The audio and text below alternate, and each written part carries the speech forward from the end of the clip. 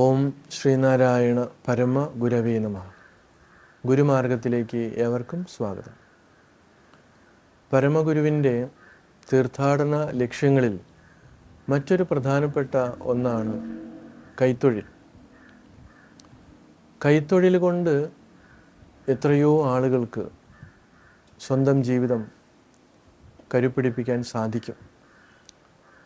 ഗുരു അരുവിപ്പുറത്തെ ശിവപ്രതിഷ്ഠയ്ക്ക് ശേഷം വിദ്യാലയം ആരംഭിച്ചതിന് ശേഷം അതോടൊപ്പം തന്നെ കൈത്തൊഴിലിന് പ്രാമുഖ്യം കൊടുത്തുകൊണ്ട് കയറ് പിരിക്കലും അങ്ങനെയുള്ള കാര്യങ്ങളിൽ ഗുരു ആളുകളെ പരിശീലനം കൊടുക്കുന്നുണ്ടായിരുന്നു. ആളുകൾക്ക് ശിവഗിരിയിലും അങ്ങനെ തന്നെയായിരുന്നു.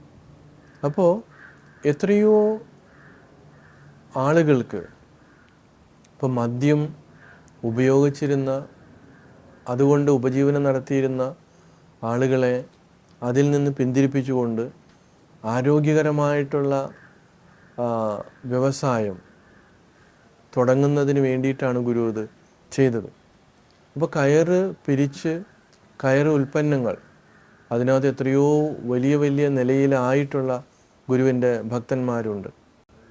തീർച്ചയായിട്ടും കരകൗശല വിദ്യ അത് ശരിയായ രീതിയിൽ നമ്മൾ പ്രയോജനപ്പെടുത്തിയാൽ നല്ല രീതിയിലുള്ള സാമ്പത്തികം നമുക്ക് ഉണ്ടാക്കിയെടുക്കാൻ പറ്റും. തന്നെയുമല്ല, സ്വയം ഇഷ്ടപ്രകാരം ഓരോ കാര്യങ്ങളിലേക്ക് നമ്മൾ ഇറങ്ങിച്ചെല്ലുമ്പോൾ അതിൽ നിന്ന് നമ്മൾക്കൊരു സംതൃപ്തി ഉണ്ടാകാറുണ്ട്. ഏത് ജോലി ചെയ്യുമ്പോഴും നമുക്കതിനകത്തൊരു സംതൃപ്തി ഉണ്ടാകണം. നമ്മളൊന്ന് ശ്രദ്ധിച്ചാൽ മതി, നമ്മുടെ കുട്ടികളെ നമ്മൾ എത്രയോ ത്യാഗം സഹിച്ചാണ് പഠിപ്പിക്കുന്നത്. ആ കുട്ടികൾ അത് പഠിച്ചു കഴിഞ്ഞാൽ അവർ പഠിച്ച രീതിയിലുള്ള ജോലിയല്ല അവർക്കിന്ന് കിട്ടുന്നത്. ഭൂരിഭാഗവും പഠിച്ചതൊന്ന്, ജോലി ചെയ്യുന്നത് വേറൊന്ന്. ഇപ്പോൾ ജോലി ചെയ്യാൻ വേണ്ടി വേറെ പഠിക്കണം. ഇങ്ങനെ അപ്പോൾ അവർക്ക് അതിനകത്ത് എന്ത് സംഭവിക്കുന്നു? അവർക്കൊരു മാനസികമായിട്ടുള്ള സംതൃപ്തി ഉണ്ടാകുന്നില്ല.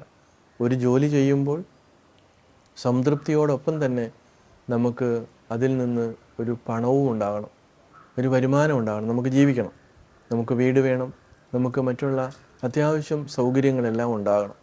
അപ്പോൾ പണം നമുക്ക് അനിവാര്യമായിട്ടുള്ള ഒന്നാണ്. അപ്പോൾ ഈ പണം സമ്പാദിക്കുവാനുള്ള വിദ്യ കൂടിയാണ് ഗുരു അന്ന് ഉപദേശിച്ചു വന്നത്.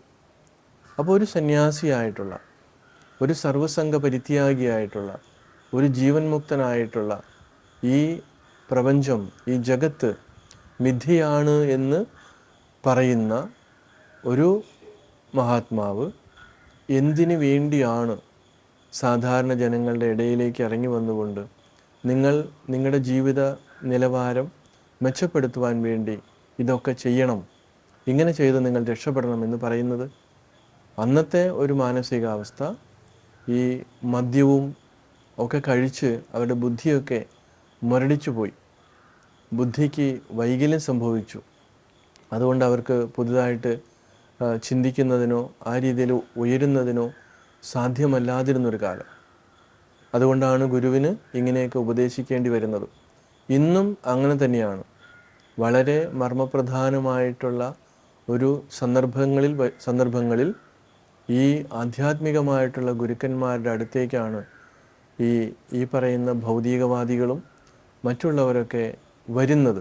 കാരണം ഭൗതികമായിട്ടുള്ള വിദ്യ കൊണ്ട് അവർക്ക് അതിൻ്റെ പരിമിതികൾ, അതിൻ്റെ അപ്പുറത്തേക്ക് പോകാൻ പറ്റാത്തൊരവസ്ഥ വരുമ്പോൾ മനസ്സിനെ ബാലൻസ് ചെയ്യിപ്പിക്കുവാനും ഒരു തെളിച്ചമുണ്ടാക്കുവാനും ആധ്യാത്മികമായിട്ടുള്ള ഗുരുക്കന്മാർക്ക് മാത്രമേ സാധിക്കുകയുള്ളൂ എന്ന് ഇന്നും എല്ലാവരും അംഗീകരിച്ചിട്ടുള്ള കാര്യമാണ്.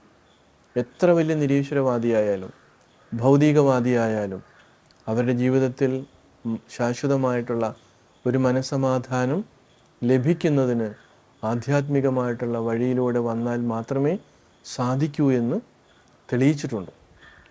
അപ്പോൾ അങ്ങനെ ഇരിക്കുമ്പോൾ മഹാത്മാവായിട്ടുള്ള ഗുരു സാധാരണ മനുഷ്യൻ്റെ അതേപോലെ തന്നെ കുറച്ചുകൂടി ഉയർന്ന തലത്തിലുള്ളവർക്കൊക്കെ വഴികാട്ടിയായിട്ടാണ് ഗുരു ഓരോന്ന് ചെയ്തിട്ടുള്ളത്. തീർച്ചയായിട്ടും നമുക്ക് ആ വഴിയിലൂടെ മുന്നോട്ട് പോകാം. തീർത്ഥാടനം അങ്ങനെ അർത്ഥവത്താക്കി നമുക്ക് മാറ്റാം. ഏവർക്കും നമസ്കാരം.